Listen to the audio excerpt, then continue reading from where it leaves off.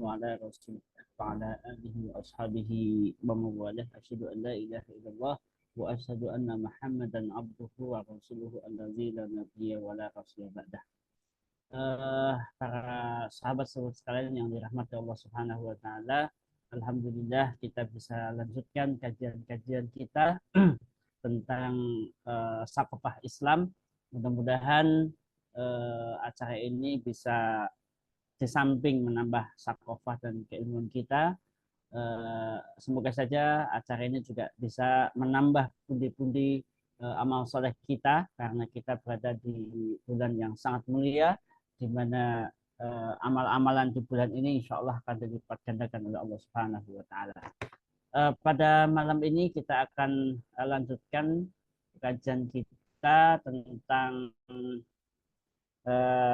kitab Nizamul Hukmi fil Islam, dan insya Allah kita akan membahas salah satu tema di dalam kitab ini, yaitu tentang Qawaidul Hukmi. Ada ya gambarnya ya? Alhamdulillah. Oke ya. Jadi babnya tentang qawaid ya, qawaid tentang apa ya? Qawaid itu kaidah-kaidah dasar atau fondasi atau apa ya? Ya, seperti itulah. Tapi kemudian saya lihat di terjemahnya itu didefinisikan sebagai pilar ya, pemerintahan ya. Tentu saja yang dimaksud adalah pilar pemerintahan Islam. Jadi berbicara tentang pemerintahan itu menjadi sangat spesial, karena kajian tentang pemerintahan itu bahkan ada sekolah tinggi ilmu pemerintahan di semacam IPDN, kalau nggak STPDN dulu istilahnya itu. Jadi sekolah yang mempelajari tentang pemerintahan, dan di situ nanti akan masuk para calon-calon pejabat negara. Jadi memang pemerintahan itu sesuatu yang sangat penting ya untuk menjadi pembahasan. Dan alhamdulillah ya, di kitab ini yang kemudian karangan Syekh Taqiyuddin An-Nabhani dan kemudian ditahqiq oleh Syekh Abdul Qadir Zalum, ini menjadi sangat penting untuk kita bahas, karena memang secara rinci pembahasan tentang fikih atau qawaid tentang pemerintahan Islam itu jarang dibahas. Mungkin lupa atau kelupaan atau dilupakan pembahasan tentang pemerintahan Islam itu menjadi sesuatu yang jarang dibahas. Oke, kita mulai di bab ini ya, di dalam kitab Nizamul Hukmi fil Islam. Qawaidul Hukm atau disebut dengan pilar khilafah pemerintahan Islam. Jadi Syekh Taqiyuddin An-Nabhani itu membagi ya, pilar-pilarnya itu ada 4 ya. Saya nggak mau menyamakan dengan pilar-pilar yang sudah banyak dipropagandakan, tetapi ini adalah pilar yang disebutkan ada menjadi penting, karena 4 inilah yang akan menjadi fondasi berdirinya pemerintah, sistem pemerintahan Islam yang nanti dalam istilah Islam dikenal dengan istilah khilafah. Yang pertama adalah kedaulatan, apa di sini sebutkan yaqumun nizamul hukmi ala arba'i qawaid. Jadi di dalam Islam ini ada 4 pilarnya. Yang pertama adalah kedaulatan di tangan syara, ya. Kedua adalah kekuasaan milik umat. Yang ketiga adalah mengangkat satu khalifah, ya, hukumnya fardu atas kaum muslimin. Yang keempat adalah hanya khalifah yang berhak untuk mengadopsi hukum-hukum syara. Gitu. Jadi inilah 4 dari pilar-pilar sistem khilafah atau sistem pemerintahan Islam. Nah, 4-4-nya ini saya pikir tidak asing, ya. Tidak asing ketika kita bicara tentang pemikiran-pemikiran Islam, tetapi memang bagi orang-orang yang sekuler, yang mohon maaf jarang atau tidak mengkaji tentang Islam, ya, tentu ini akan menjadi sesuatu yang baru, bahkan unik, bahkan mungkin spesial, sesuatu yang khas yang hanya ada pada dalam Islam. Kita akan bahas yang pertama. Jadi yang disebut dengan as-siyadatu lisyar'i la li ummah. Ya. Jadi yang pertama adalah as-siyadah itu, kedaulatan itu ada di tangan syara, ya, syariat, ya. Bukan di tangan ummah. Ya. Jadi as-siyadah itu secara bahasa itu apa ya? Kedaulatan atau supremasi atau ya, as-siyadah itu harus di tangan syariat, bukan di tangan umat. Yang berdaulat, yang memiliki otoritas tertinggi untuk menetapkan ini itu adalah syariat, ya, bukan umat. Nah, ini harus jelas sekali. Tentu saja ini sangat bertolak belakang dengan prinsip-prinsip yang populer dengan istilah sistem demokrasi. Ya, karena di dalam sistem demokrasi itu dikenal dengan istilah kedaulatan ada di tangan rakyat. Bahkan ada slogan, menurut saya slogan kemusyrikan ketika disebut dengan Vox Populi Vox Dei, apa namanya, suara rakyat adalah suara Tuhan. Maka ini tentu bertolak belakang dengan prinsip pertama dalam sistem pemerintahan Islam, yaitu kedaulatan as-siyadatul syar'i. Jadi kedaulatan itu ada di tangan syariat. Nah, Bapak sekalian yang dirahmati Allah Subhanahu wa taala, ketika kita bicara tentang asyiadah atau siapa yang berdaulat, ya. Di dalam Islam yang menangani dan mengendalikan aspirasi individu adalah syariat. Jadi bukan individu itu sendiri dengan sesukanya. Jadi aspirasi kita sebagai manusia itu ketika akan bersikap, ketika akan berbuat, maka harus dikendalikan, harus didasarkan kepada perintah dan larangan Allah Subhanahu wa taala. Disebutkan misalkan di dalam surat An-Nisa ayat 65, ya, a'udzubillahi minasyaitonir rajim. Fala wa rabbika la yu'minuna hatta yuhaqqimuka fi ma syajara bainahum summa la yajidu fi anfusihim harajan mimma qadaita wa yusallimu taslima. Jadi dalam ayat ini, ya, apa namanya, sumpah, ya, demi Tuhan, ya, demi Tuhanmu, mereka itu la yu'minu, tidak dikatakan beriman, hatta yuhakimu kafi masyadu, sampai kemudian mereka berhukum dengan apa yang diturunkan oleh Allah Subhanahu wa taala. Jadi kriteria seseorang itu beriman atau tidak beriman itu menurut ayat ini sederhana saja, yaitu kalau tidak berhukum dengan hukum Allah, tidak berhakim dengan keputusan Allah, maka itu bukan atau tidak beriman. Ya, bahkan, ya, sampai, ya, ketika summa la yajidu fi anfusihim kharajan mimma qadaita wa yusallima. Bahkan ini bicara tentang hati. Hati ini harus 100% utuh menyandarkannya kepada Islam, kepada syariat, bukan selain itu. Sedikit saja itu akan cacat keimanannya. Maka ini menjadi ayat yang sangat strategis untuk menjelaskan hakikat seorang beriman itu dengan cara seperti itu. Ya. Bahkan disebutkan dalam ayat yang lain, ya ayyuhalladzina amanu ati'allah wa ati'ur rasul wa ulil amri minkum fa in tanaza'tum fi syai'in farudduhu ila Allahi wa rasulihi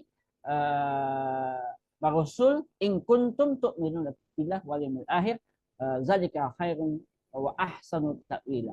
Jadi di situ ada frasa farudduhu ila Allah wa rasul. Jadi kalau ada masalah, kalau ada perselisihan, maka harus dikembalikan kepada Allah dan Rasulnya. Artinya harus dikembalikan kepada hukum syariat, ya, yang merupakan landasan, ya, bagi bahwa kedaulatan itu di tangan Allah Subhanahu wa taala, dalam arti di tangan syariat. Artinya yang memiliki kewenangan atau otoritas untuk mengendalikan seluruh aspirasi individu adalah hukum syariat, bukan yang lain. Nah, tentu saja ini akan bertolak belakang dengan prinsip-prinsip demokrasi. Ya. Kedaulatan yang mengatakan bahwa kedaulatan itu di tangan rakyat. Ini sangat jelas, ya, sangat jelas bertentangan. Artinya yang dimaksud dengan daulat di tangan rakyat itu apa? Artinya rakyat yang memiliki hak otoritas untuk menentukan aspirasinya sendiri, menentukan jalan hidupnya sendiri. Maka ini jelas bertentangan secara diametral ya dengan prinsip-prinsip Islam. Makanya di dalam satu kitab yang lain Syekh Abdul Qadim Zalim itu menyusun satu kitab judulnya Ad-Demokratiyah Nizamul Kufrin Yahrumu Ahduha au Tatbikuha au Da'watu Ilaiha, bahwa demokrasi itu sistem kufur. Kenapa disebut sistem kufur? Karena memang otoritas Allah ya ditempati oleh selain Allah. Gitu. Dan memang diharamkan untuk mengambilnya, menegakkannya, bahkan mendakwahkan demokrasi itu tidak boleh. Karena ini secara diametral ya bertentangan dengan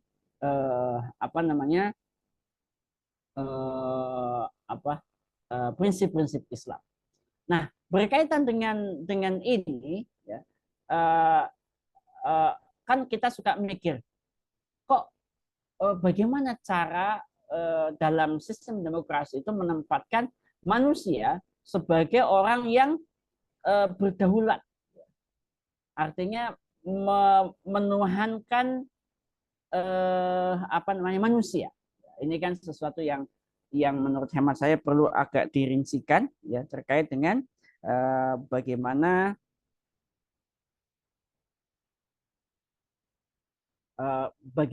demokrasi itu betul-betul menempatkan manusia sebagai Tuhan. Nah, manusia itu sebagai Tuhan. Yang tentu saja ini kalau dijelaskan secara sembrono bisa salah paham. Saya ingin kutipkan mengapa demokrasi itu secara diametral bertentangan dengan Islam. Salah satunya adalah karena ada di dalam surat di dalam Al-Quran, Allah Subhanahu wa Ta'ala berfirman begini, A'udzubillahi minasyaitonir rajim, ittakhadhu ahbarahum wa ruhbanahum arbaban min dunillah. Jadi disebutkan di dalam ayat ini bahwa mereka itu menjadikan orang-orang alim mereka, orang-orang berilmu di antara mereka, rahib-rahib mereka itu arbaban ya min dunillah. Jadi menjadi arbab ya tandingan selain Allah Subhanahu wa Ta'ala. Gitu. Jadi jadi pendetanya ya ulama mereka itu dianggap sebagai Tuhan. Tentu saja ini dalam satu riwayat yang diriwayatkan oleh seorang sahabat namanya Adi bin Hatim, itu protes ya. Adi bin Hatim kan dalam satu waktu beliau itu mendatangi Rasulullah SAW, sementara di lehernya itu ada salib ya, ada gambar salib di lehernya, dan Rasulullah SAW itu minta kepada Adi bin Hatim untuk menanggalkan itu ya, menanggalkan itu. Enggak boleh nih gitu. Sampai kemudian beliau mengutipkan ayat yang ini ya, ayat tentang ittakhadhu ahbarahum wa ruhbanahum arbaban min dunillah. Jadi ya nggak begitu ya Rasul, kata Adi bin Hatim, nggak begitu gitu ya, bisa jadi, tapi kata Nabi SAW beliau mengatakan walakin yuhilluna ma haramallahu fayastahillunahu wa yuharrimunahu alaihim ma ahalallahu fayuhrimunahu. Jadi mereka itu menghalalkan apa yang diharamkan Allah atau sebaliknya. Jadi apa yang diharamkan dihalalkan, apa yang dihalalkan diharamkan oleh para rahib-rahib mereka. Nah, dalam sistem demokrasi itu juga sama. Karena nanti kedaulatan ada di tangan rakyat. Rakyat ini disebut sebagai berdaulat. Cara berdaulatnya apa? Dengan memberikan otoritas kepada rakyat untuk memilih wakil-wakilnya di majelis tinggi atau majelis apa saja lah gitu. Nah, nanti di majelis tinggi itulah kemudian dianggap sebagai representasi dengan rakyat, dan majelis tinggi itu, majelis perwakilan itulah yang nanti diberikan otoritas untuk membuat apa saja peraturan, perundang-undangan dan sebagainya yang ketika diketok palu menjadi peraturan, ketika menjadi perundang-undangan, maka itu disebut sebagai hukum dan mengikat semuanya. Maka sungguh ini ada fakta yang persis ya sama dengan apa yang disampaikan oleh Rasulullah Shallallahu Alaihi Wasallam, di mana mereka menjadikan rahib-rahib mereka itu sebagai Tuhan. Mengapa? Karena ya Tuhan itu kan membenarkan, mengharamkan, itu Tuhan gitu. Nah, di sini nanti wakil rakyat itu punya ketentuan itu, ya, punya kemampuan untuk membuat perundangan atau peraturan dan sebagainya. Nah, teorinya begitu, ya, teorinya begitu. Tetapi kita bisa menyaksikan bahwa fakta tentang demokrasi yang disebut tadi sebagai dari rakyat oleh rakyat untuk rakyat, forcefully vote days itu, tidak semanis kalimat tadi. Justru saya hanya sekedar mengambil salah satu picture yang ada di sosial media yang menggambarkan bahwa fakta demokrasi itu tidak seperti yang disebutkan dari rakyat oleh rakyat untuk rakyat, tidak gitu. Justru ya ini gambaran inilah ya, kira-kira Anda bisa lihat, Bapak-bapak dan sekalian bisa melihat fakta demokrasi yang ada sekarang itu justru seperti ini. Jadi yang terjadi itu adalah government atau pemerintah itu justru melayani ya, bos-bos ya, kalau istilah sekarang namanya oligarki ya, sementara rakyat ya hanya ya sisa-sisanya sajalah, kira-kira begitu. Nah, jadi sekali lagi ketika kita bicara tentang kedaulatan dalam sistem Islam, maka kedaulatan itu di tangan hukum syara, di tangan Allah Subhanahu wa taala, di tangan Rasulullah gitu ya. Jadi ini tentu saja sangat bertentangan dengan sistem yang disebut dengan sistem demokrasi. Dan ini pilar pertama yang ada di dalam Islam. Nah, yang kedua itu as-sultan lil ummah. Al-sultan lil ummah. Jadi kekuasaan itu ada di tangan umat Islam. Artinya apa? Jadi pilar kedua ini adalah bahwa pengangkatan khalifah itu oleh umat. Seorang khalifah hanya memiliki kekuasaan melalui baiat ummah. Ya, dalil hukum syara telah menjadikan pengangkatan khalifah oleh umat adalah tegas ya dalam hadis-hadis tentang baiat. Nanti saya akan berikan fakta sejarahnya lah kira-kira. Nah, jadi ini salah satu hadis yang menyebutkan tentang baiat ya, tentang bayak Rasulullah SAW ala sam'i wa ta'ah. Jadi kami itu membaiat Rasulullah SAW itu untuk taat ya, untuk mendengar dan taat ya, fi usri wal yusr. Ya. Jadi dalam kondisi susah ataupun yusr, dalam kondisi mudah. Jadi masyarakat itu memberikan menyerahkan kekuasaannya kepada seorang khalifah untuk dipimpin oleh khalifah. Itulah yang disebut dengan baiat. Nah, ini fakta sejarah ya, yang oleh sebagian orang fakta sejarah ini banyak dipelintir ya. Jadi ini kan bahwa disebutkan kekuasaan itu di tangan umat ya, dengan cara apa? Dengan cara pemberian baiat. Contoh, ini era kenabian. Kalau era kenabian itu langsung dibimbing langsung oleh Allah melalui wahyu ya. Nah, kemudian dari Rasulullah SAW itu nanti estafeta kepemimpinan di dalam Islam itu diteruskan kepada Abu Bakar ya, kemudian Umar, kemudian Utsman, kemudian Ali. Nah, peristiwa-peristiwa secara detail ini memang seolah-olah terjadi konflik ya, bahkan disebutkan nanti Umar terbunuh, Utsman terbunuh, Ali juga terbunuh. Ini yang kemudian selalu dipersepsikan buruk tentang fakta sejarah. Nah, termasuk estafeta ini dianggap sebagai sebuah proses yang tidak mulus ya proses yang berdarah-darah dan apa namanya bahkan ada yang mengatakan suksesi kepemimpinan di dalam Islam itu polanya nggak jelas, tidak baku dan seterusnya.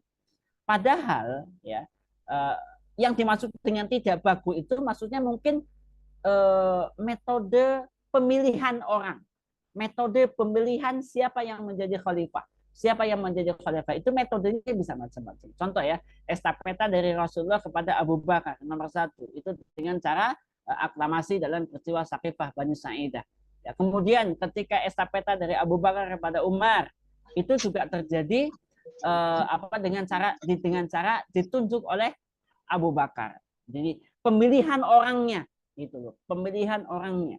Kemudian dari Umar kepada Utsman itu dengan Umar itu memilih apa yang kita kenal dengan istilah ahlul halli wal aqdi, sejumlah 6 orang sahabat. Yang 6 orang sahabat ini ditugasi untuk memilih pemimpin. Ya, kemudian terjadi proses Utsman kepada Ali dengan cara aklamasi karena nanti nanti kan waktu di sini ada 2 calonnya Ali dan Utsman. Nanti Utsman yang terpilih, nanti setelah Utsman wafat maka Ali yang secara aklamasi dipilih sebagai calon khalifah. Nah, tetapi ya bermacam-macamnya cara untuk memilih orang itu pada akhirnya ada yang baku dan sama. Apa itu? Yaitu baiat. Nah, baiat inilah yang menjadi kunci penyerahan kekuasaan ya dari umat Islam kepada seorang khalifah yang setelah itu khalifah itu menjadi sah untuk memimpin umat Islam. Nanti tentang rinciannya bagaimana baiat ada di bab-bab berikutnya di dalam kitab ini. Tetapi saya ingin tunjukkan bahwa proses ya, kekuasaan itu diserahkan oleh umat kepada seorang khalifah itu dengan cara baiat tadi gitu ya. Nah, ini yang pilar kedua yang berada sebagai pilar kepemimpinan Islam. Nah, jadi tentang kekuasaan ini ya, tentang kekuasaan yang sudah diberikan kepada seorang pemimpin, maka seseorang kaum muslimin ini harus bersabar, harus taat. Bahkan disebutkan andai pemimpinnya ini ya, tentu saja ini pemimpin yang dimaksud adalah pemimpin yang sesuai dengan mekanisme prosedur dan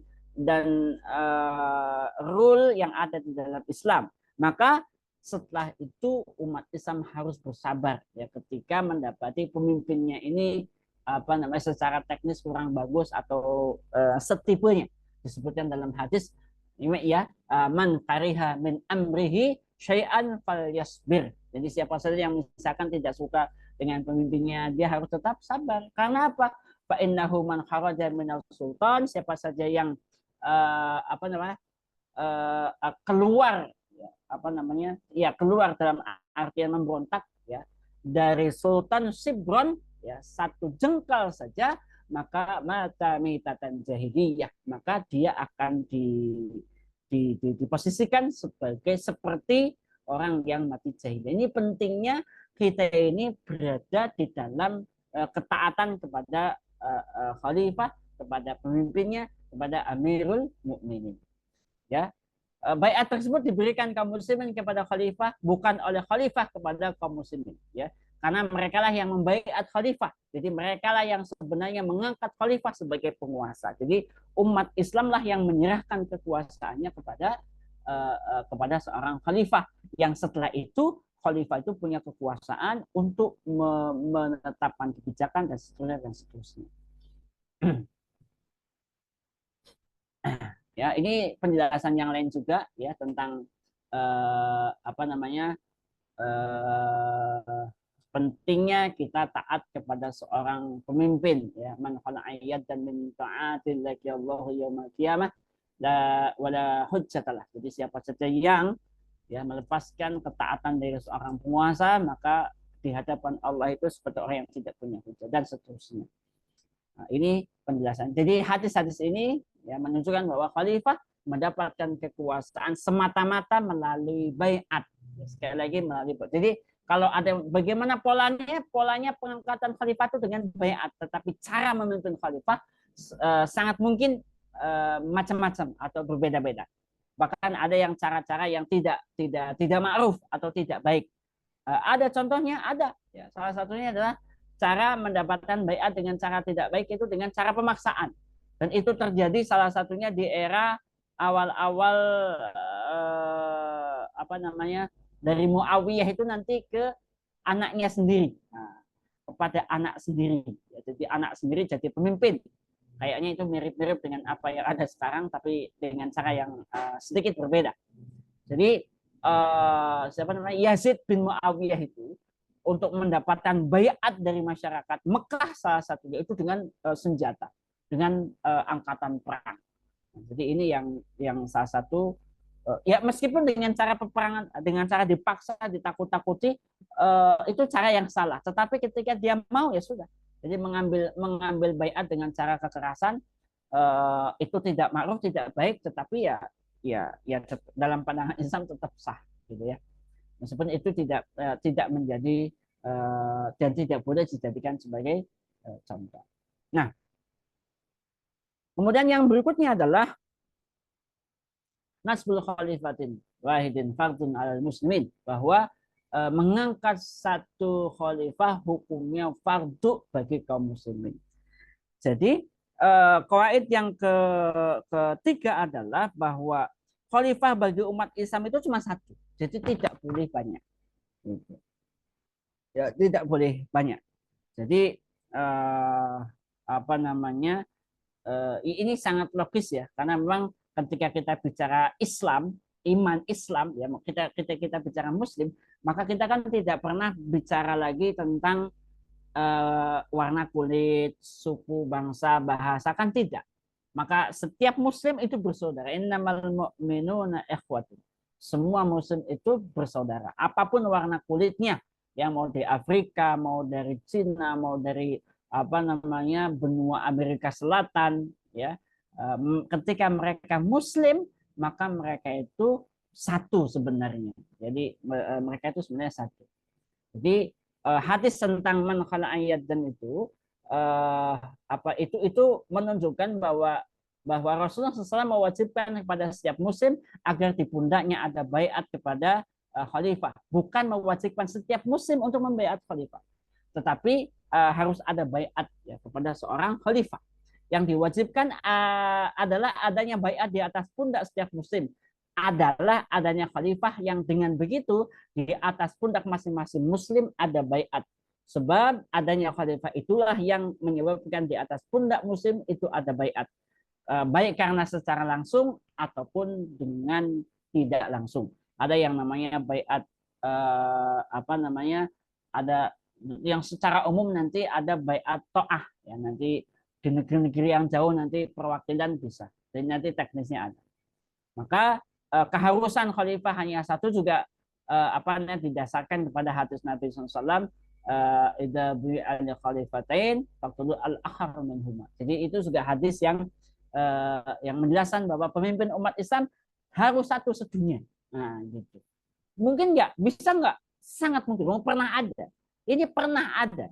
Jadi kalau pernah ada, maka kita tidak boleh mengatakan tidak mungkin. Pernah ada. Tapi kalau bicara tentang solid atau tidak solid itu persoalan lain. Ya, maka hadis tentang tadi tentang idza bi'al khalifatain faqtulu al-akhar minhum itu adalah hadis ini menjelaskan bahwa kaum muslimin haram hukumnya memiliki khalifah atau pemimpin lebih dari satu. Jadi ini juga ada satu yang membuat kita prihatin lah kemarin di awal Ramadan, termasuknya adalah ketika umat Islam itu tidak bisa mengawalinya dengan kompak ya. Ada kemarin itu ada yang hari Senin, ada yang hari Selasa. Gitu. Ini kan mungkin ekses lain ya, ekses yang bisa kita rasakan betapa umat Islam itu ketika tidak punya pemimpin ya bisa berbeda-beda seperti itu. Itu pilar yang ketiga, dan yang terakhir itu adalah pilar yang keempat adalah tentang lil khalifati wahdah ya hakun tabanyul ahkami syar'i, bahwa hanya khalifah saja yang berhak untuk mengadopsi ya hukum syara. Ya. Jadi itu. Dan beliau juga maksudnya yang khalifah juga lah yang punya kewajiban apa untuk mengadopsi dustur-dustur atau kawanin-kawanin apa perundang-undangan yang lain. Jadi khalifah saja yang berhak untuk menetapkan ya hukum-hukum yang baru. Karena memang nanti di dalam sistem pemerintahan Islam ya nanti hukum itu ada yang namanya hudud, ada jinayah. Nanti insya Allah di apa namanya dijelaskan dalam bab yang lain. Termasuk nanti ada yang namanya apa namanya kebijakan-kebijakan khalifah yang sifatnya administratif, yang tidak ada di dalam Al-Quran, tidak ada di dalam Sunnah, tetapi itu bisa apa ya menjaga apa namanya menjaga apa namanya eh, kepentingan umat ya, apa yang disebut dengan eh, apa maqasidus syariah itu bisa diterapkan oleh negara. Ya, contohnya ya nanti kalau wajib pakai pakai helm, wajib pakai apa namanya membuat SIM, nah itu kan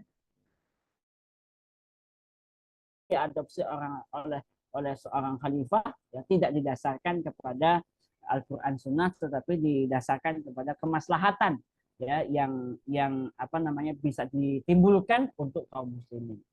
Ya, pilar keempat adalah hanya khalifah yang berhak melakukan adopsi terhadap hukum-hukum syariat.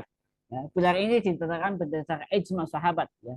Sahabat telah menetapkan bahwa hanya khalifah yang berhak menghadapi hukum-hukum syariat. Jadi undang-undangnya, peraturannya itu ditetapkan oleh khalifah. Karena tadi khalifah itu nanti menjalankan posisinya untuk menerapkan hukum-hukum Allah Subhanahu wa taala. Ya. Dan ini ya berdasarkan ijma ini maka ada kaidah yang sangat populer di kalangan dalam konteks pemerintahan bahwa amrul imam yang faul khilaf ya ini contohnya ya.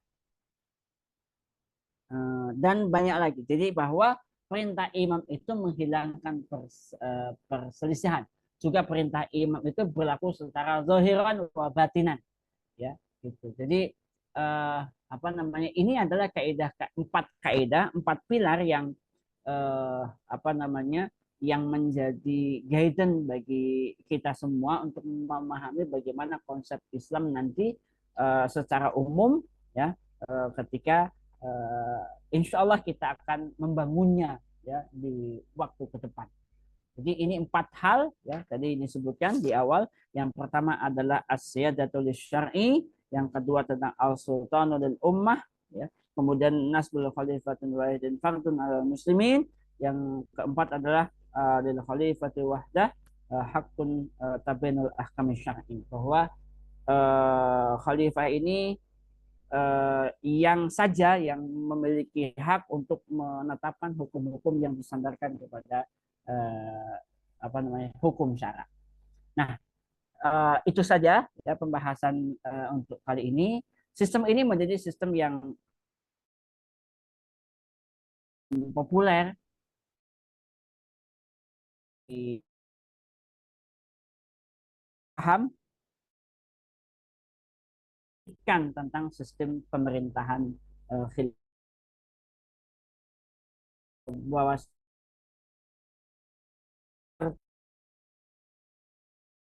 kitab-kitab Islam ya fikih-fikih siasah dan dalami karena insya Allah ya sistem ini akan tegak dengan izin Allah Subhanahu wa taala. Jadi sebagai penutup ya semoga Allah Subhanahu wa taala menganugerahkan kepada kita pemimpin yang adil, jujur, yang mampu melindungi dan membela dan mensejahterakan umat ini dengan syariat Islam. Semoga Allah pun ya semoga kita pun dikaruniai oleh Allah Subhanahu wa taala sebagai hamba yang taat kepada Allah dan Rasulnya dan senantiasa untuk berupaya untuk memperjuangkan institusi yang menerapkan hukum-hukumnya ini. Jadi ini adalah ikhtiar kita juga untuk menambah sakofah karena di pundak kita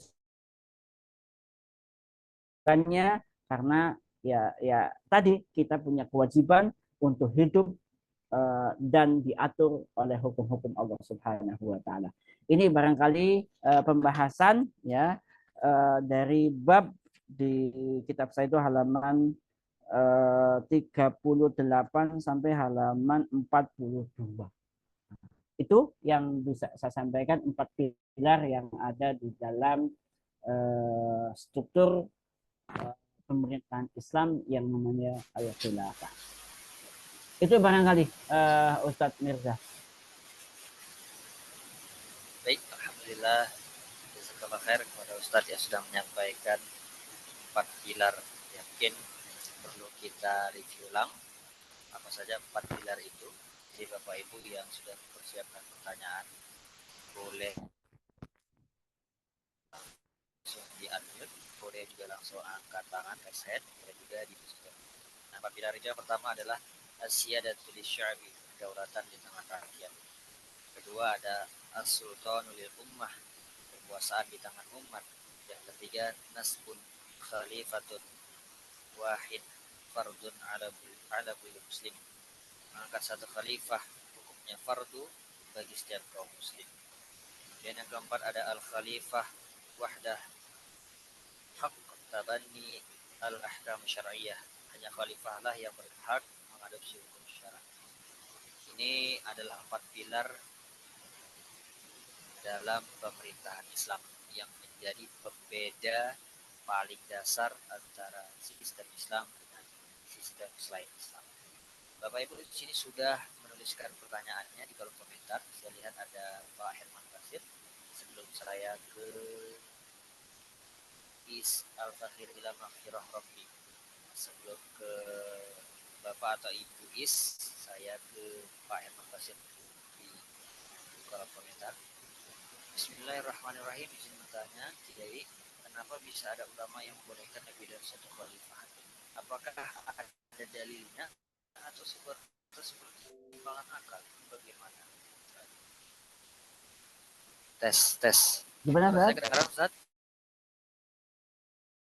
Kenapa Ya, ada ulama yang membolehkan lebih dari satu khalifah?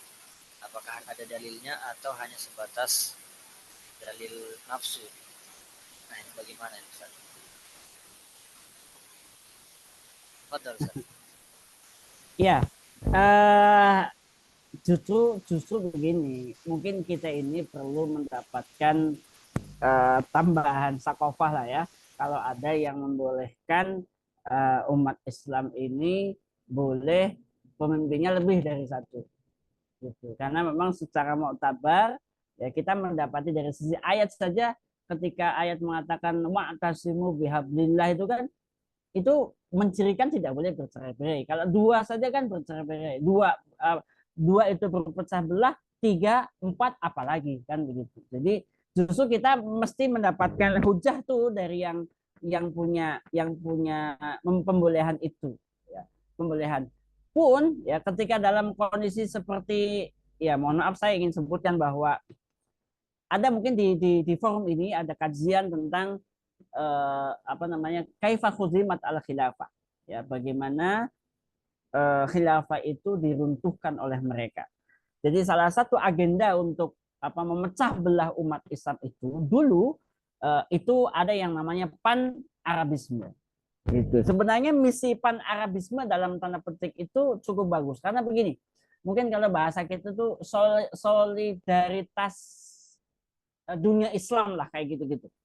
Dan makanya nanti ada sudut pandang yang tidak sama memaknai apa namanya pan Arabisme versi Jamaluddin Al-Afghani dengan Khalifah Sultan Abdul Hamid kedua. Jadi kalau Jamaluddin Al-Afghani itu memaknai pan Arabisme itu ya hanya sekedar solidaritas saja. Tetapi kalau apa Sultan Abdul Hamid itu dimaknai sebagai satu kepemimpinan, bahwa umat Islam itu harus satu. Itu. Nah, apa namanya? Salah satu ikhtiar yang dilakukan oleh orang-orang kafir terhadap umat Islam untuk melemahkan dunia Islam itu yaitu tadi dengan cara memecah belah umat Islam. Jadi kalau apa membolehkan umat Islam berpecah belah, mungkin ini adalah sunnahnya penjajah gitu. Jadi sunnahnya penjajah itu yang memecah belah umat Islam gitu. Bahkan ya nanti setelah negeri-negeri Islam itu dipecah belah, nanti kalau di Timur Tengah ada Sky Picot, ada perjanjian Sky Picot yang kemudian memotong-motong negara-negara Timur Tengah. Nanti di negeri-negeri Islam yang lain seperti di Nusantara itu kan nanti dulunya Malaysia, apa namanya, Sumatera, kemudian Kalimantan itu kan satu satu rumpun itu. Bahkan secara historis ada ikatan satu kesultanan dulu gitu. Nah, tetapi tadi dengan penjajahan yang cukup panjang, ya akhirnya dunia Islam juga mulai ditanamkan penyakit-penyakit yang istilah kita ini adalah penyakit sekterian dengan memanfaatkan hadis yang bukan hadis ya hadis maudhu lah, saya sebut hadis maudhu yang disebut dengan apa namanya, hubbul waton minal iman. Jadi justru saya apa minta ini dalilnya bagi mereka-mereka yang mengatakan uh, umat Islam boleh pemimpinnya lebih dari satu. Nah, kira-kira itu. Dicari aja, minta jawabannya kalau ada. Siap, alhamdulillah ini sudah terjawab dengan jelas tuntas tanpa kredit Pak Herman atas pertanyaan Bapak. Jadi insya Allah sudah sangat-sangat terjawab sekali apa yang menjadi landasan mereka menjawab itu. Jadi kalau ada nanti yang mempertentangkan pemikiran Pak Herman Basir, langsung saja tanya kira-kira dalilnya apa. Ya, jangan sampai dalil akal ya, dalil akal-akalan lah. Sesuai dengan hawa nafsu. Baik, ini ada pertanyaan dari Bu Faiz. Langsung saja Bu Faiz di Oke. Oke, jazakumullah khair. Assalamualaikum warahmatullahi wabarakatuh. Salah. Izin bertanya, Ustaz. Dari berbicara dengan bagian dari masyarakat ya, termasuk ketika kemudian dengan tokoh masyarakat gitu ya. Seringkali ketika mereka cukup pengetahuannya tentang sejarah Islam, tapi yang lekat itu kemudian insiden bunuh-bunuhan gitu. Jadi ketika kemudian kita sampaikan 100 tahun umat tanpa khilafah, notisnya itu langsung ke insiden berdarah itu. Nanti ada khilafah juga buktinya kan banyak insiden apa bunuh-membunuh begitu. Jadi notisnya itu ke sana itu ketika kemudian berhadapan dengan atau diskusi dengan yang ada pemahaman tentang sejarah bahwa memang ada kekhilafan di tengah-tengah kaum muslimin. Itu satu, Ustaz. Kemudian di notisnya itu langsung ke insiden itu gitu. Ya, Terjadi ya, ya. suksesi kepemimpinan yang berdarah-darah begitu. Nah, itu satu. Kemudian yang kedua, Ustaz, ketika apa namanya tokoh yang kemudian memang eh, mulai bisa memahami gitu ya, butuh pemimpin yang adil, gitu. Taruhlah seperti itu, butuh pemimpin yang adil. Jadi ada distract di sana ya terhadap pemahamannya, seolah mengangkat khilafah, ya, mengangkat khalifah, maaf, mengangkat khalifah saja yang jadi pokok permasalahan. Nah, ini kan tampaknya masih harus lagi kita jelaskan gitu bahwa memang berbeda antara mengangkat khalifah dengan menegakkan khilafah gitu.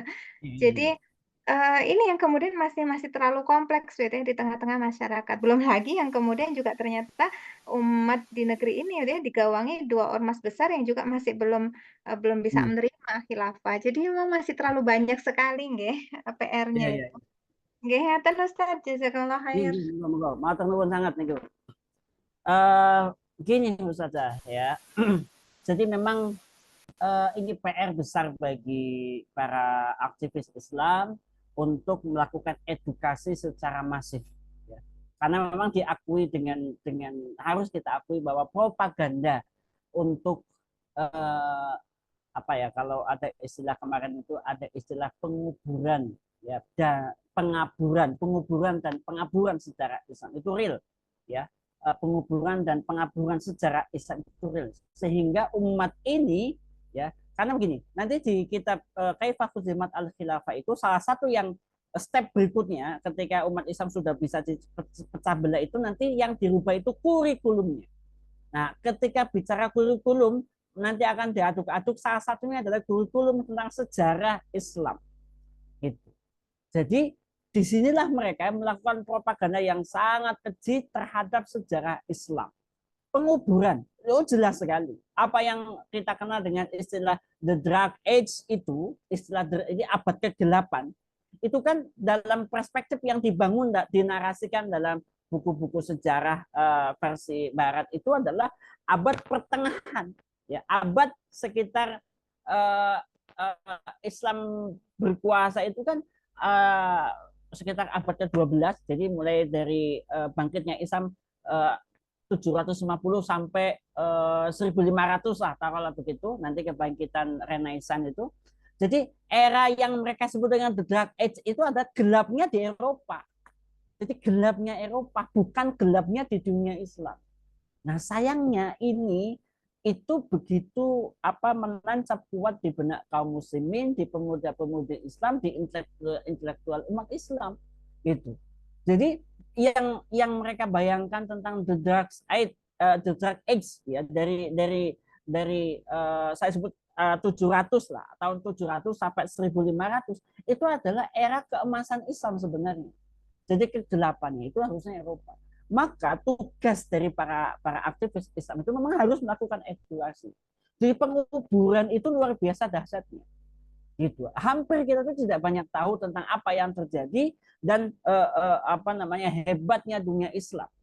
Bahkan kalau kita mau compare, kalau kita mau komparasikan, ya taruhlah ya negara kita ini merdeka 70 tahun. Kita ini kita bisa catat lah di buku-buku sejarah warna dari Indonesia yang sekitar 70 sekian tahun merdeka itu apa gitu. Sementara bandingkan dengan sejarah Islam yang ribuan tahun. Ya. Sejak 622 Rasulullah SAW itu meresmikan peradaban Islam di Madinah sampai keruntuhannya, ya, sampai Sultan Abdullah Hamid jatuh tahun 1906-09 itu peradaban Islam. Gitu. Manusia bermartabat mulia. Gitu. Tetapi memang tadi umat Islam ini, jadi memang ini tidak tidak sekedar satu unsur yang mempengaruhi kondisi itu. Jadi memang ada unsur eksternalnya, yaitu tadi unsur propaganda dari orang-orang kafir untuk yuriduna yutfi'u nurullahi bi afwahihim, ya mereka berupaya memadamkan cahaya Allah dengan mulut-mulut mereka, ya, dengan propaganda Islam jelek, Islam begini-begini. Jadi penguburan sejarah termasuk pengaburannya, bahwa tokoh-tokoh Islam itu diposisikan sebagai sebagai ya penjahat lah gitu, sebagai teroris atau sebagai pihak-pihak yang dianggap sebagai pihak-pihak yang kontra modernitas gitu loh. Jadi yang justru makanya ini kan terminologi yang dipakainya juga manis-manis sekali. Itu yang pertama. Jadi faktor eksternal, ya, ada upaya secara menyengaja sistematis dari orang-orang kafir, musuh-musuh Islam untuk mengaburkan sejarah, ya, termasuk faktor internal umat Islam, faktor internal umat Islam yang kategorinya itu musakifin, orang yang pikirannya itu tercekoki dengan pikiran-pikiran Barat. Gitu. Saya sampai seringlah di Guyoni itu ada pakar-pakar Islam, tapi kuliahnya itu di Barat gitu. Kalau istilah guyonnya itu guru agamanya itu tidak pernah sholat. Guru agamanya itu bahkan junub terus karena memang non muslim, karena orang kafir gitu. Jadi ini kan sedih gitu. Jadi ini ditempatkan sebagai cendekiawan muslim, padahal pikirannya itu bukan berasal dari Islam. Gitu. Kan lucu tadi, saya sering sekali sangat sedih ya ketika bicara tentang tadi era Khulafaur Rasyidun yang nanti akan menjadi prototipe khilafah di akhir zaman itu. Kan nanti khilafah ala minhajun nubuwah. Ala minhajun nubuwah itu disepakati bahwa era itu adalah era Abu Bakar, Umar, Utsman, Ali. Nah, era ini pun itu ditempatkan oleh orang-orang yang memang hasut hati dan pikirannya itu dengan cara yang sangat buruk, dengan cara yang sangat keji, gitu. Jadi apa ini karena memang literasinya itu literasi dari pemikir-pemikir Barat, gitu. Apa namanya? Mungkin perlulah ya, saya pikir apa namanya Tarikh Khulafa itu bukunya Imam Asyuti itu lebih lebih dipopulerkan ya, karena Imam Asyuti itu nanti akan memberikan penilaian terhadap secara objektif terhadap pemimpin-pemimpin Islam yang bagus ya, yang kurang bagus, yang cakap, yang tidak cakap, bahkan yang zolim itu akan dikomentari. Bahkan disebutkan secara jujur Imam Imam Asyuti itu menyebutkan misalkan tadi Yazid bin Muawiyah itu termasuk pemimpin yang zalim. Ya, tetapi sezalim-zalimnya Muawiyah, mohon maaf sampai mabuk-mabukan mabuk sholat apa sholatnya sambil mabuk begitu, itu tetap hukum negaranya itu hukum syariat Islam, gitu. Nah, jadi apa namanya di antara umat Islam pun ya, umat Islam pun tadi ada orang-orang yang kategorinya orang yang sudah tercekoki dengan pikiran-pikiran yang rusak, yang sengaja dihantarkan kepada dunia Islam. Kan lucu gitu ya. Malah umat Islam itu tidak percaya diri, tidak confident dengan sistem Islam. Justru mereka yakin dengan konsep-konsep Barat. Ya. Bahkan begini, bahkan sekarang ini sampai menempatkan ajaran Islam khilafah ini sebagai ajaran yang sangat berbahaya. Ini gimana ceritanya kan bisa begitu? Orang justru ini dituliskan dalam kitab-kitab apa namanya para fuqaha gitu. Nah, jadi memang ini menjadi PR berat ya, PR ya tantangan lah. Saya tidak mengatakan PR berat, tetapi tantangan bagi kita untuk mendeskripsikan bagaimana indahnya dan hebatnya Islam untuk menghadapi tantangan zaman. Pasti terjawab oleh Islam. Gitu. Justru sekarang itu apa yang kita saksikan hari ini itu makin nyata. Jadi kalau bahasa ayat zaharul fasadu fil barri wal bahr itu nyata betul. Daratan, lautan rusak. Gitu. Masa kita itu mau nyaman dengan kerusakan ini? Jadi barangkali ya, ini adalah ya, lahan dakwah ya, lahan investasi amal soleh bagi kita untuk memberikan edukasi terus pencerahan kepada masyarakat tentang hebatnya Islam dari sisi konsep teoritisnya, nanti dari sisi historisnya, bahkan dari sisi praktisnya kita bisa jawab. Gitu. Jadi kita kan kadang-kadang mau ngomong aja nggak boleh, gitu. Padahal kita harus selalu ngomongin dalil, ayo dalilnya mana, dalilnya mana, tapi mereka tidak pernah menggunakan dalil ketika menerapkan macam-macam. Gitu. Nah, sekali-kali kita tantangan balik lah. Ente pakai ini pakai dalil apa? Gitu. Ente pakai itu pakai dalil apa? Kan gitu aja sederhana. Maka mudah-mudahan dengan cara ini bisa menggugah atau menyadarkan dari mereka-mereka yang apa namanya mungkin tersesat ya, mempropagandakan pikiran-pikiran Barat untuk menyadari harus kembali kepada Islam, insya Allah. Baik, insya Allah. Alhamdulillah sudah terjawab untuk jawaban dari Bu Faiz. Kita ke Oke, Ustaz. Jazakumullah khair. Pak iya, ya, kita langsung ke Pak Halim. Angga Pak Halim, silahkan langsung di mic. Bismillahirrahmanirrahim. Assalamualaikum warahmatullahi wabarakatuh. Assalamualaikum ya Ustaz. Jadi sebelumnya mohon maaf Ustaz, kami masih awam dan ingin selalu terus belajar tentang bagaimana Islam ini bisa kita terapkan secara kafah. Itu yang kita harapkan. Nah, di tengah sistem demokrasi yang semakin masif ini, gimana langkah kita untuk menegakkan sistem kekhilafahan terutama yang ada di negara kita ini. Mungkin itu Ustaz, pertanyaan singkat dari saya. Jazakumullah khairan. Ya, bagaimana caranya memperkenalkan Islam? Memang tahapannya tidak mudah ya, tidak ujuk-ujuk, tidak tiba-tiba, tidak jumadaan, itu tidak begitu.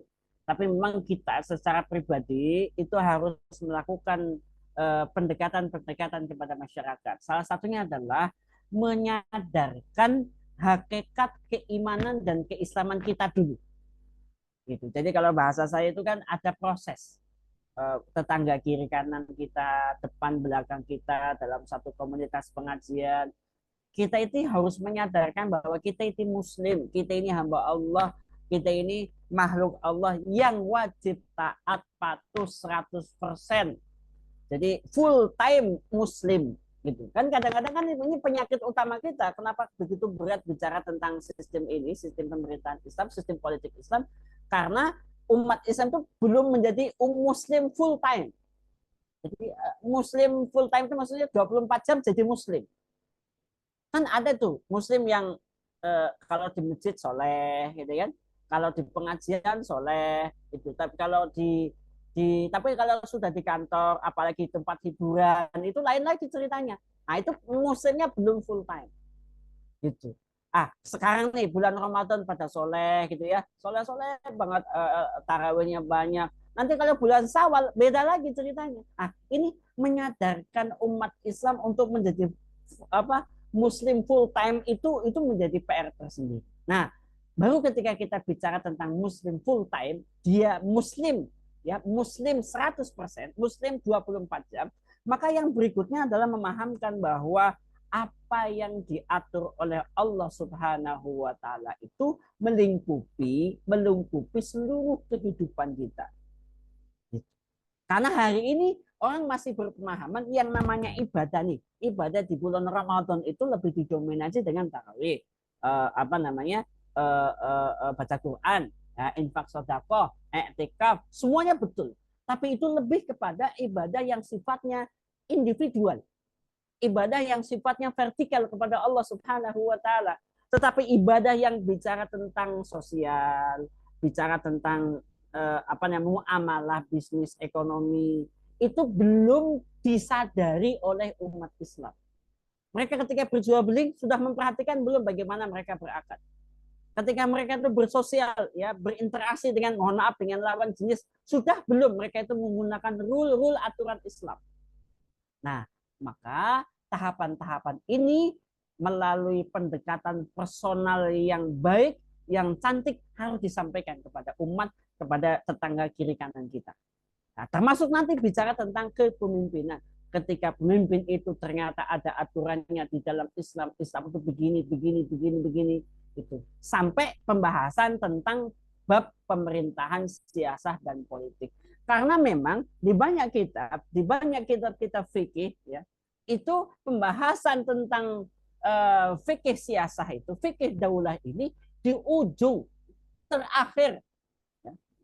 Jadi yang paling mudah untuk dijadikan sebagai gambaran itu di fikih Islamnya Syekh Sulaiman Rashid ya. Buku ini buku standar fikih di universitas di Indonesia sebagai materi dasar Islam, dan itu pembahasan tentang kepemimpinan Islam khilafah itu ada di ujung. Bisa dibayangkan. Maka butuh berapa waktu ya ketika umat ini menyadari tentang aspek-aspek politik dalam Islam. Maka ketika kita ini punya niatan untuk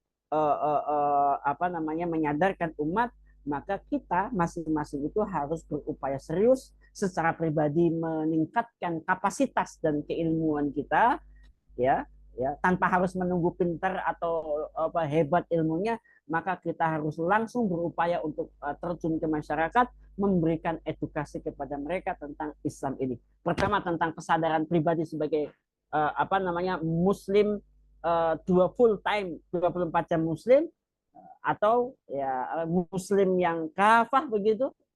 Nah, itu juga harus disadari.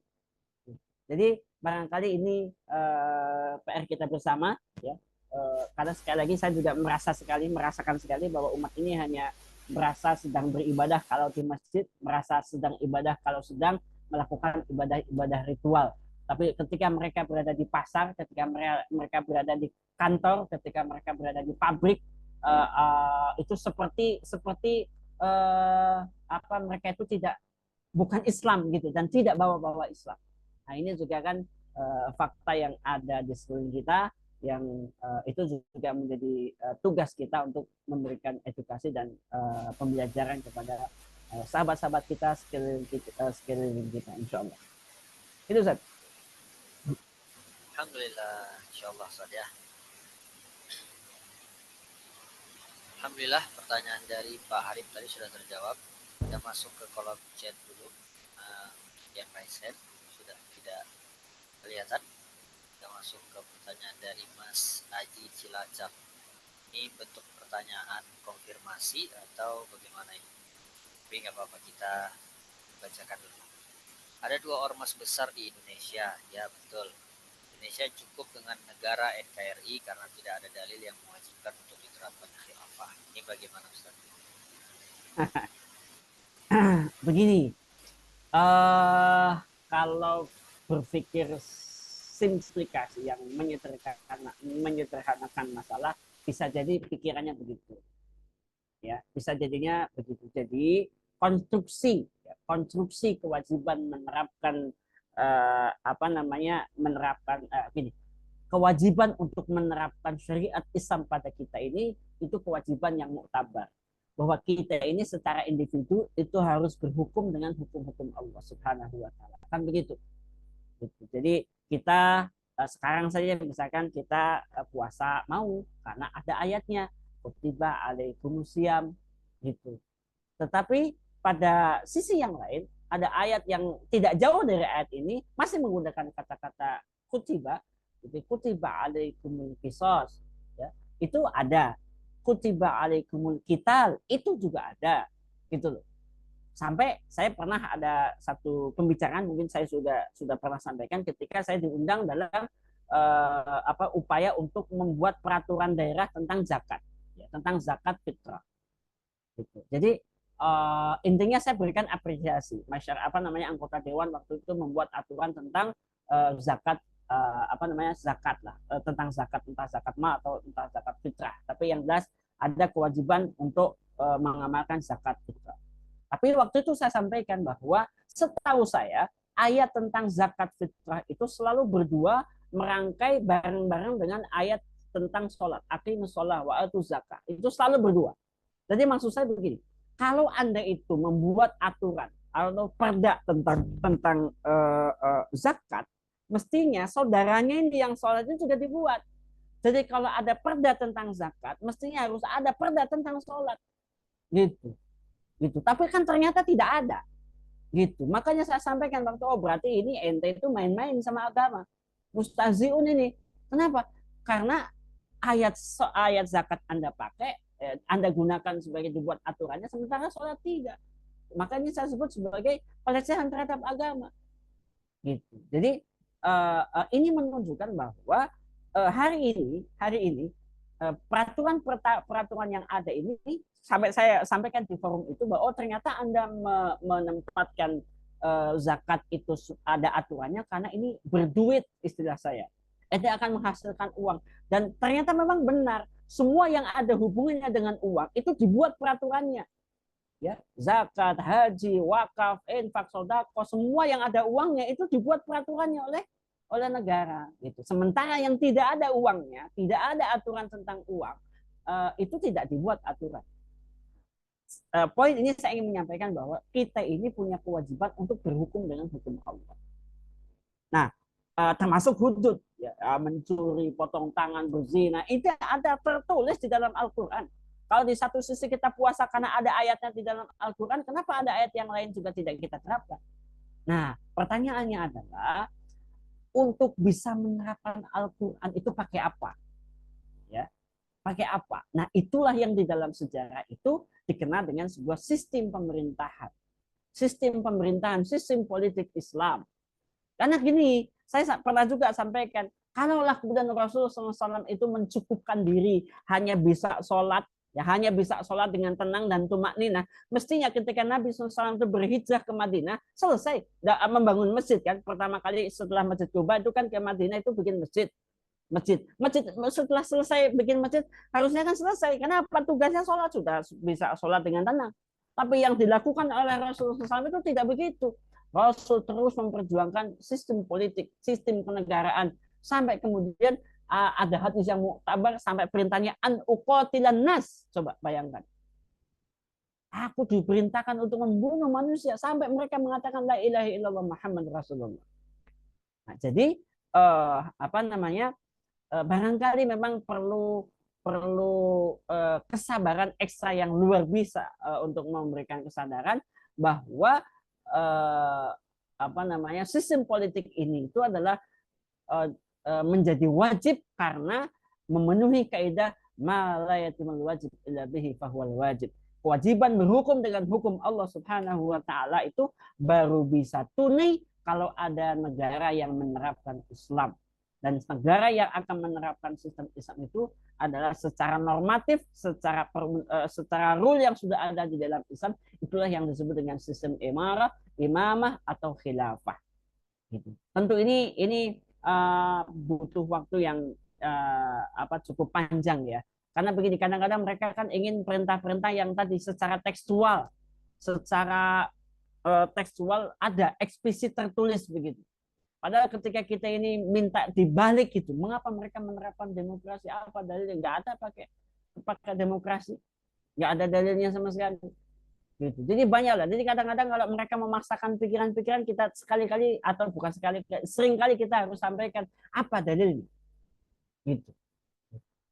Kan memang kadang-kadang dan akhirnya yang keluar itu adalah bukan mengamalkan dalil tetapi mendalili amal gitu yang terjadi kalau tidak salah. Gitu. Jadi ini kan seringlah saya secara pribadi sering ya berdiskusi dengan teman-teman yang kita cukup nyaman dengan negara ini gitu. Ya sebenarnya begini. Andai umat ini tahu tentang sejarahnya, tentu kita ingin rumah yang lebih besar. Karena rumah yang lebih besar itu nanti akan meniadakan paspor. Rumah yang lebih besar ini akan menjadikan kita ini bisa kemana-mana tanpa ribet ngurus visa. Gitu. Ini kan negara yang lebih besar. Gitu. Hari ini kan ya mohon maaf kalau istilah Pak Ustadz Ehsan Tanjung itu, dulu umat Islam itu punya rumah besar yang namanya khilafah. Tapi kemudian rumah besar itu dihancurkan dan negeri-negeri umat Islam itu dikotak-kotak sampai dibuat negara bedeng-bedeng kecil kalau istilah beliau.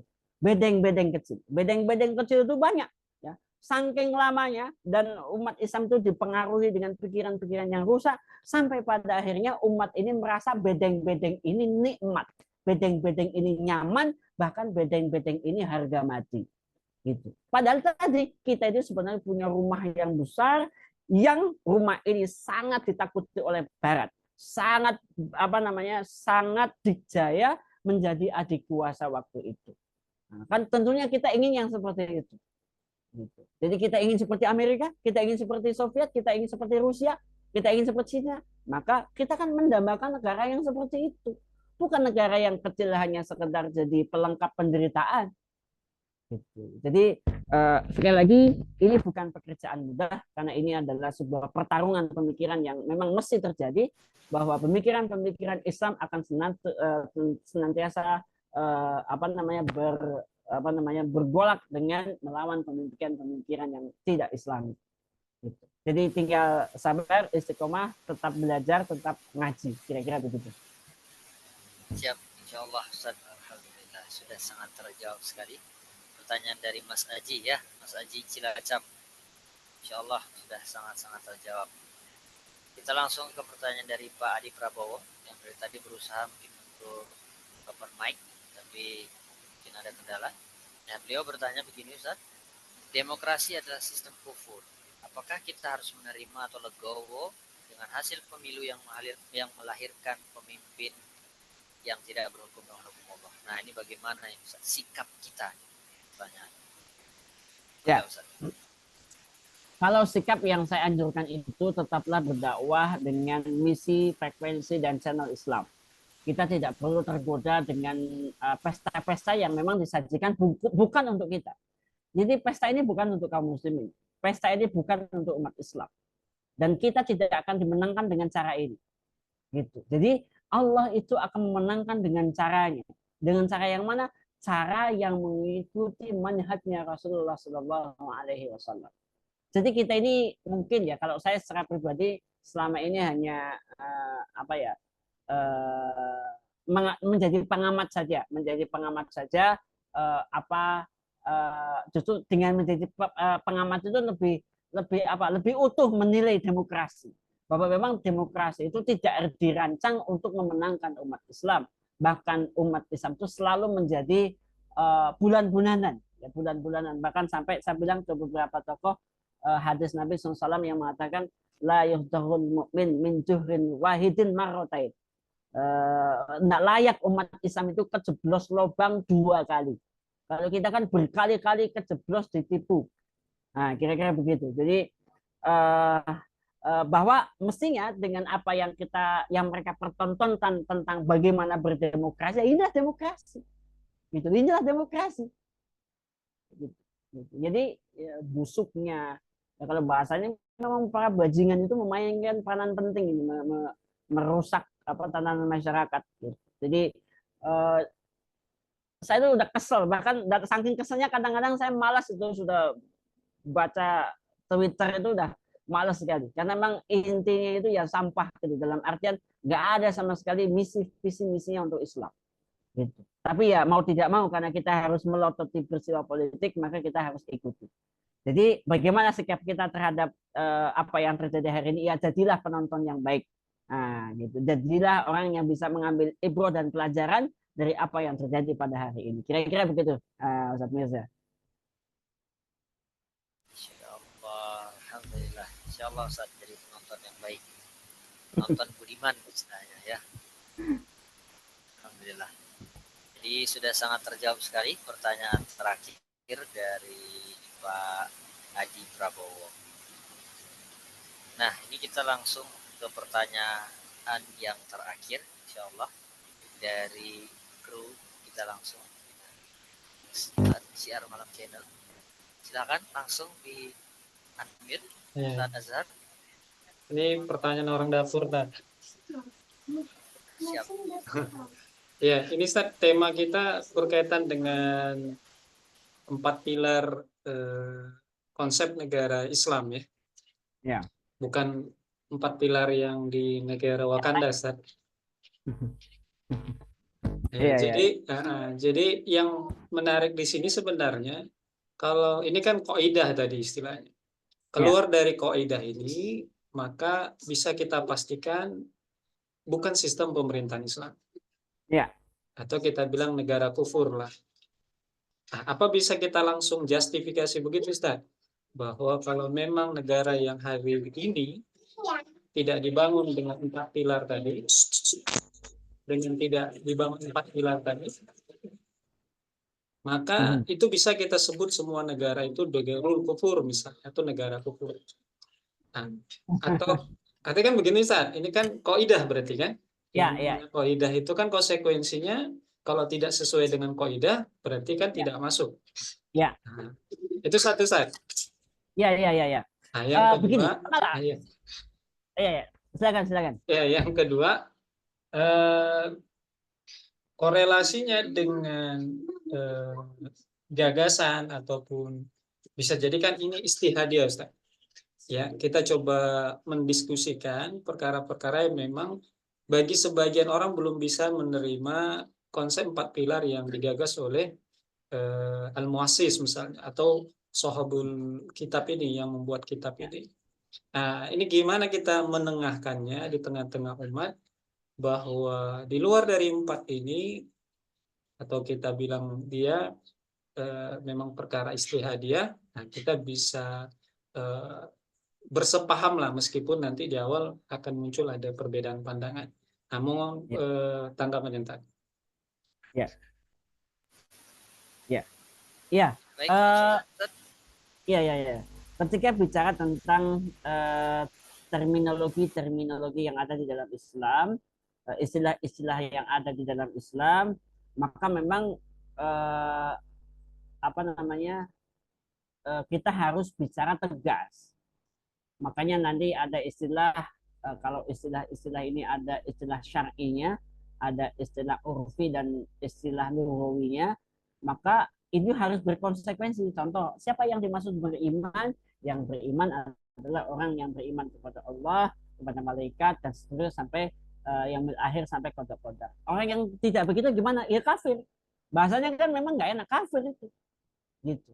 Jadi orang yang tidak bersyahadat asyhadu alla ilaha illallah Muhammadur Rasulullah berarti kafir. Kafir. Gitu. Ya kalau kita tidak bisa ngomong begitu, ini kan terminologinya begitu. Gitu. Termasuk memang ketika di dalam konteks Islam ada yang namanya Darul Islam, Darul Kufar. Memang pembagiannya cuma begitu. Gitu. Yang disebut dengan Darul Islam seperti apa? Ada penjelasannya. Yang disebut dengan, yang selain itu berarti Darul Kufar, kan gitu. Jadi memang ini terminologi yang memang hitam putih.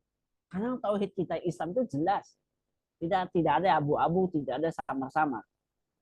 Gitu. Maka termasuk ya ketika kita bicara tentang qawaid ini itu bisa dengan mudah memberikan penilaian terhadap justifikasi beberapa pihak yang berusaha mengelabui umat Islam dengan istilah-istilah Islam.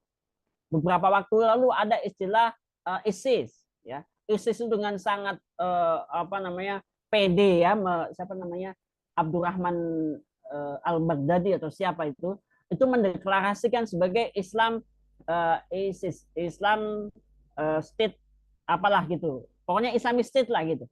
Tetapi fakta-faktanya misalkan dia tidak menerapkan hukum-hukum Allah, maka tidak bisa disebut mengklaim dia itu akan hancur dengan sendirinya.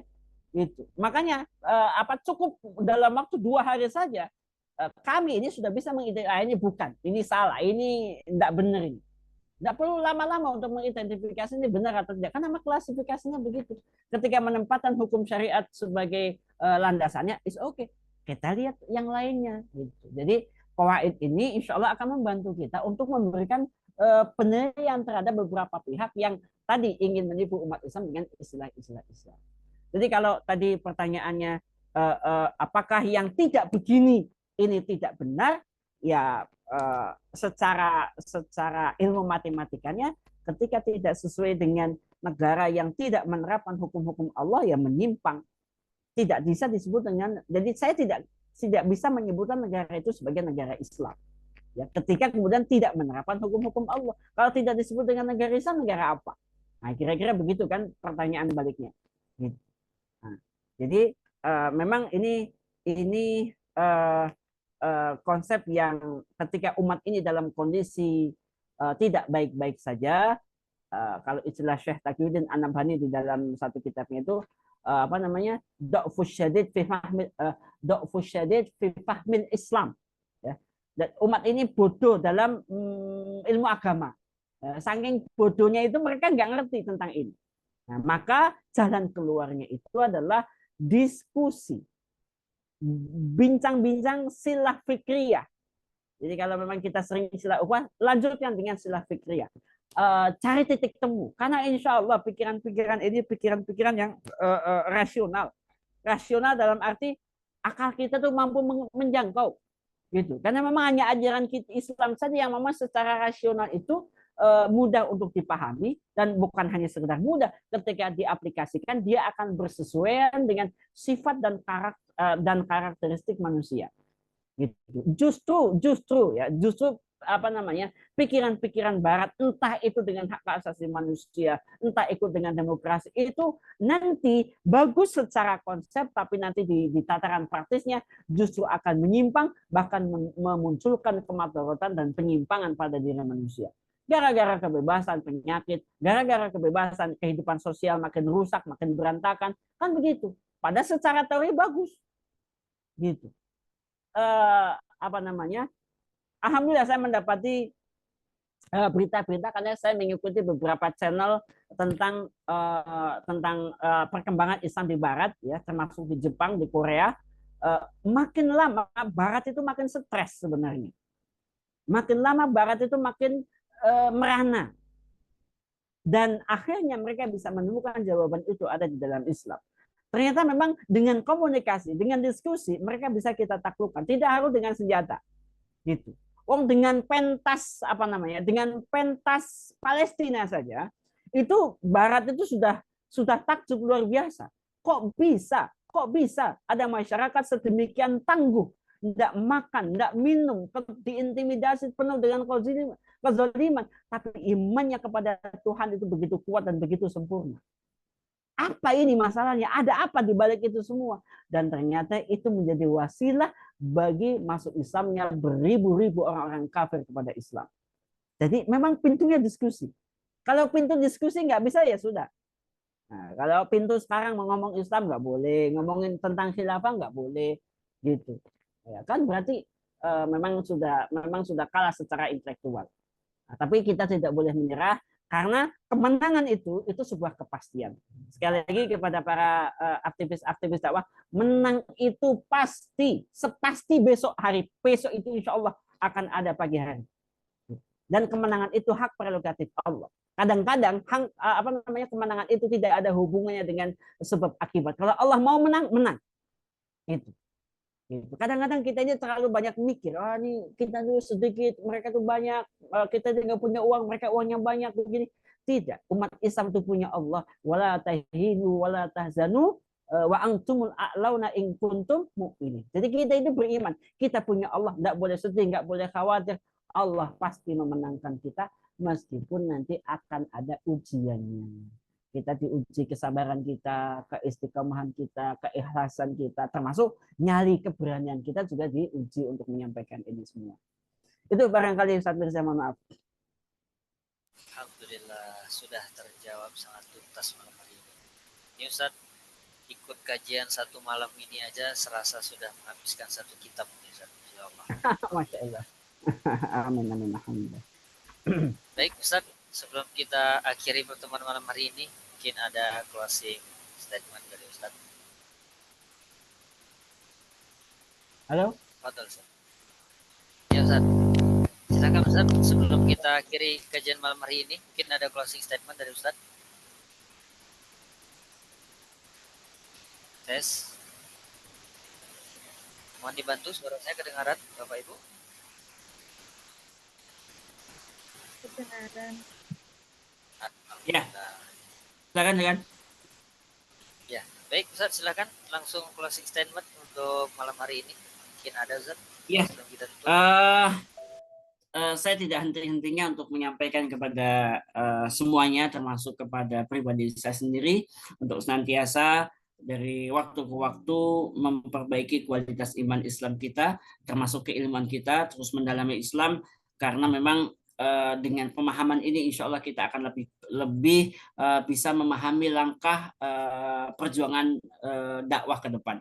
Karena kalau kita ini tidak didasarkan dengan keimanan, ya, dengan keimanan dan keislaman kita dan sakofah ini, maka tentu kita akan banyak menemui hambatan. Salah satu hambatan yang paling besar adalah munculnya futur di dalam dakwah. Itu. Karena memang tugas dakwah ini, ya, tugas dakwah untuk menyampaikan Islam kepada masyarakat itu tidak dibebankan khusus kepada orang yang disebut dengan ahli ilmu, ulama, kiai, datuk, tengku dan seterusnya, tetapi setiap muslim punya kewajiban untuk menyampaikan Islam. Ada kaidah atau hadis Nabi mengatakan balighu anni walau ayah. Disampaikan dariku walaupun satu ayat. Kita ini baru tahu ini, sampaikan. Ya, kalaulah belum paham betul, nanti tanyakan kepada yang punya ilmu dan kepada guru-gurunya masing-masing. Karena sekali lagi kita ini sudah kalah, ya, dalam artian dalam secara zahir, ya, kalah dalam propaganda. Karena Islam ini, ya, memang dipropagandakan jelek. Sayangnya umat Islam lambat dalam merespon. Terkesan kita kalah berkali-kali lipat. Mereka mempropagandakan Islam sebagai begini, begitu dengan sumber dana, infrastruktur yang luar biasa, sementara kita dakwahnya itu semau-maunya, ya, seadanya persiapan. Tapi tidak ada masalah karena memang ikhtiar saja yang bisa kita lakukan, sementara kemenangan ada dari sisi Allah Subhanahu wa taala. Sekali lagi semoga saja kita di bulan Ramadan ini bisa semakin membaik kualitas iman Islam dan sakofah kita, insya Allah. Itu saya pribadi mohon maaf. Assalamualaikum warahmatullahi wabarakatuh.